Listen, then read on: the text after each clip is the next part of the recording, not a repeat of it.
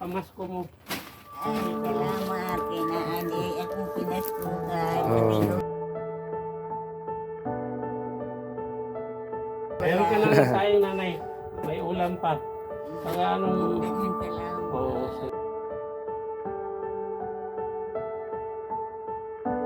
Hi mga ka-local, no? So nandito tayo kay nanay, no? So kita nyo naman kung anong kalagayan ni nanay, no? So I hope na ito si nanay, swerte na araw to dahil siya yung napili namin na bibigyan nga kunting surprise sa mga ka-local. So ilang taon ka nanay?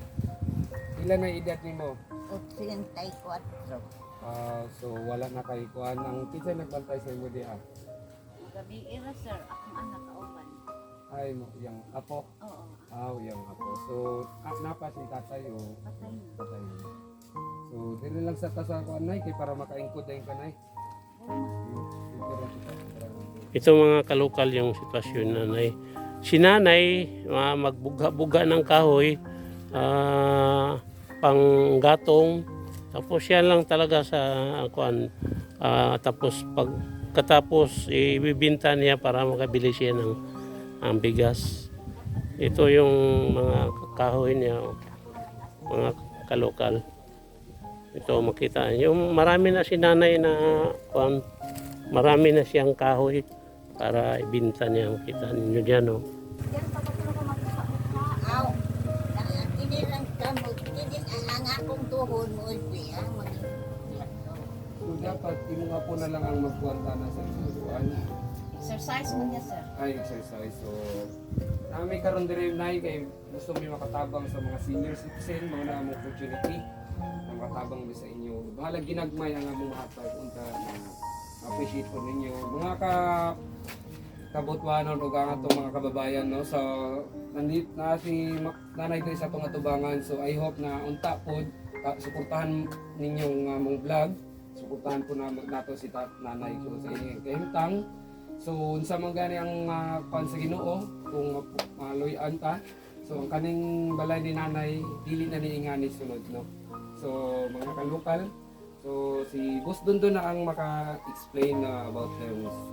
So mga kalokal, tingnan muna natin yung sa loob ni nanay para makita natin kung Sige. Pwede mo sulod. yung sitwasyon niya.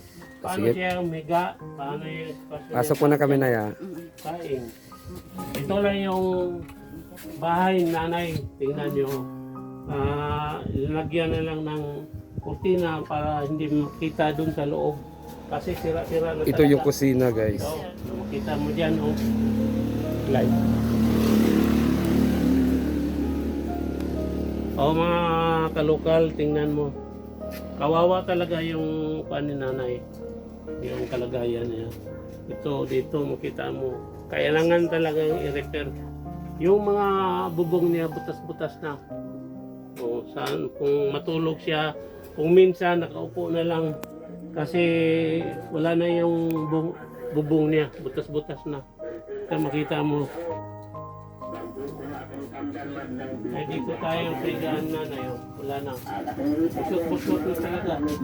Kung kita mo na. Ito na lang yung kasama yung anak niya, yung magkasikaso sa kanya. Ito yung dala namin mga kalokal. Yung si nanay, bigyan namin ng pamasko para may masaing siya. At saka may ulam na din siya kung sakali mga kababayan ko dyan sa labas may medyo maginawa, medyo hindi kayo hirap doon sa abroad. Sana makita ninyo si nanay. Tulungan natin ng kunting halaga para mayroon naman siyang pan-December. Punta kami sa sasakyan, kukunin namin yung mga regalo para kay nanay. Yan po mga kalokal, no. So kukunin na ni Boss doon ng mga ano. Ito yung pangregalo ni nanay. Ibigay namin sa kanya. Ito isang karton na grocery. Saka yung bigas para kay nanay. Ito yung pamasko niya. Ayan nga mga kalokal, no. So bibigyan na natin kay nanay yung kunting surprise lang sa kanya. So nandito na kami. So Nanay! Ito Tanggapin mo nanay. to nanay. Ito yung pamasko mo. Ay, salamat. Kinaani akong pinaskuhan. Oo. Meron ka lang sayang nanay. May ulam pa. Saka anong... Daghang salamat. Oo.